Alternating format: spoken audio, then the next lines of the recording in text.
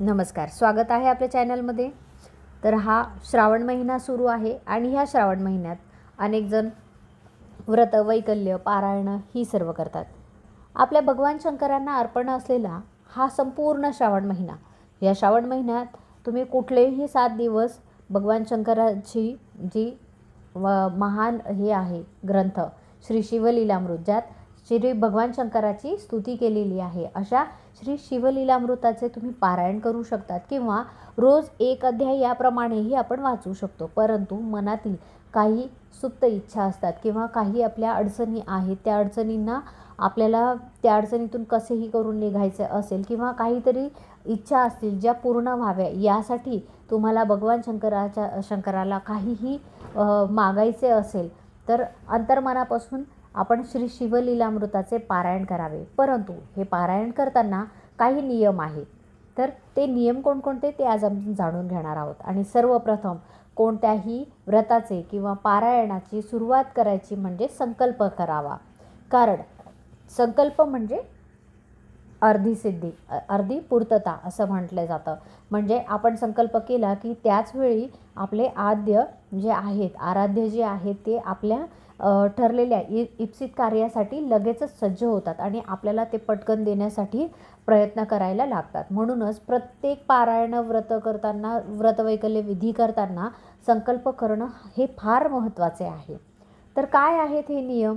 तर सर्वप्रथम ज्यावेळी तुम्ही श्री शिवलीलामृताचं पारायण सुरू करणार आहात, त्या दिवशी सकाळी लवकर उठून धूतवस्त्र नेसून धूप, दीप, दिवा, निरांजन सर्व काही लावून, फुले वाहून पूर्वाभिमुख बसून आपल्याला आपल्या देवघरासमोर हे पारायण सुरू करायचे आहे. काय म्हणतो नियम दुसरा? तर पारायण करताना पहिले 14 अध्याय रोज 2 याप्रमाणे वाचावेत आणि शेवटच्या दिवशी एकच अध्याय आहे, तो म्हणजे 15वा अध्याय, तो वाचावा. नियम तिसरा, पारायण हळू आवाजात एका लयीत तालबद्ध रीतीने करावे. कारण आपण ते तालबद्ध केल्यानंतर मंत्रमुग्ध होऊन आपले आद्य श्री भगवान शंकर ते ऐकत असतात. नियम चौथा, पारायण चालू असताना कुणाशी बोलू नये, हातवारे करू नये आणि सर्वात महत्त्वाचे म्हणजे पारायण दुपारी 12 वाजेच्या आत करावे. कारण दुपारी 12 नंतर भगवान शंकरच काय तर सर्व देवतांची भिक्षुकीची वेळ असते. त्यामुळे पारायण जे आहे ते दुपारी 12 वाजेच्या आधी करावे.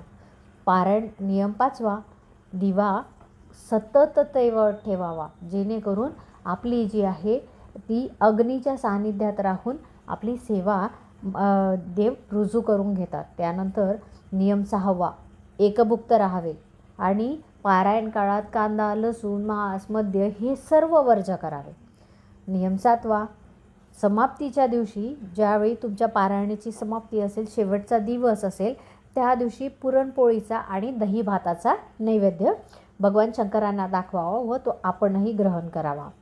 आणि नियम 8वा आहे की ज्याप्रमाणे आपण भगवान शंकराचे श्री शिवलीलामृताचे एक पारायण केले, त्याचप्रमाणे आपण एक पुन्हा शिवभक्त घडवावा किंवा एखाद्या शिवप्रेमी जो आहे, शिवभक्त जो आहे, त्याला आपण एक पोथी जी आहे श्री शिवलीलामृताची ती दान करावी.